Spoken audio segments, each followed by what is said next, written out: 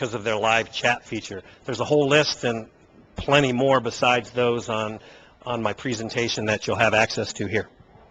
One of the tips I remember real early on when I was doing a lot of business travel was try not to pick an airline that was resident in either your origin or destination. The people who Thai Air, for example, here, or if we're going to London, British Air, they're not going to give you many deals because they're at home. But these other people that fly through these places from somewhere else, you may have to go out of your route a little bit, but you can end up with some good deals. Very, very true. Home carrier doesn't necessarily give you the best deal because they're the home carrier. Everybody knows them. Now people are a little bit more savvy with the internet and can find better deals. One of the other tips I made for getting cheap travel, try and originate your flights in low-cost areas if you have a choice. Try and originate from Bangkok or KL or Manila if you can, instead of buying a ticket that starts, say, in Tokyo or London or Washington, D.C. You don't always have that capability, but if you can think like that, you can really find some really good deals. I'm sure we've also all bought a cheap movie theater ticket and then at some time in the dark tried to sneak up to the balcony to sit in a better seat. Can't do that on airlines. What are some of the secrets of getting a better seat?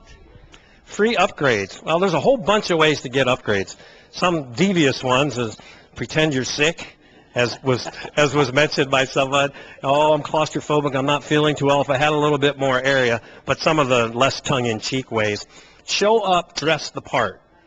So if you want to fly business or first, most of the time nowadays, like Northwest and other carriers, they don't have a first class anymore. They have fully reclining business class seats and economy. Show up to the airport early, dressed well, and ask. Be polite, smile, joke with the ticket agent. Doing things like that will give you a shot at getting a free upgrade. Another way to get upgraded, be loyal to the airline. If you're flying these larger carriers, fly them regularly. Get some status in their frequent flyer program. Now, you get the Platinum in Northwest or you get to 1K in United. That gets you some benefits like free upgrades. It doesn't necessarily get you upgraded for free on low-cost tickets.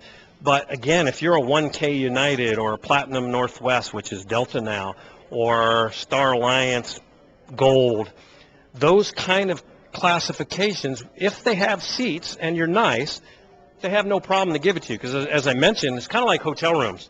At midnight or when the airplane leaves, the value of that empty seat is nothing. So it really costs them very little money to upgrade you, and they want to give you and keep you loyal. It's a very good point about the check-in staff.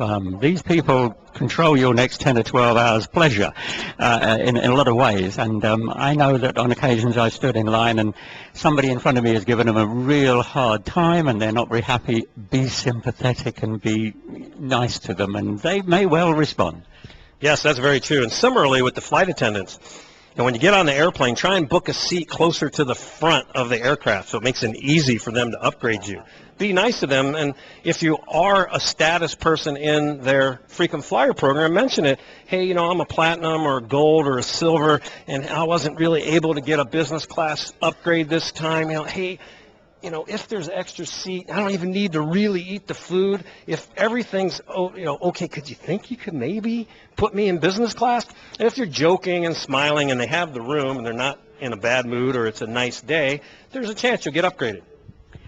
You told a story in there which I enjoyed. The person who made a bad fuss about being in a certain seat or being sitting next to somebody that they really objected to in order to try and get upgraded. What happened to them?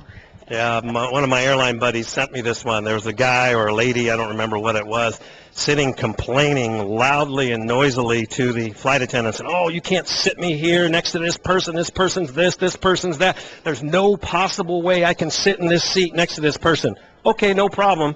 And upgraded the person they were complaining about the business class so they did not have to sit next to him. Dan Schwartz, that is excellent. Thank you. This is really practical. You missed out on something good, I can assure you. Everyone, because we're here as foreigners, we have to fly somewhere now and again. I've learned a lot, and I used to fly an awful lot. So thank you very much for being with us. Come back and see us again. Thank you. My pleasure, and I'll be back. Okay. There we are. You see Patio Expats Club, something different every week. Grand Soleil Hotel, Patio Second Road. 10:30 the doors open, 11:30 we start. We'll be here. Come and see us.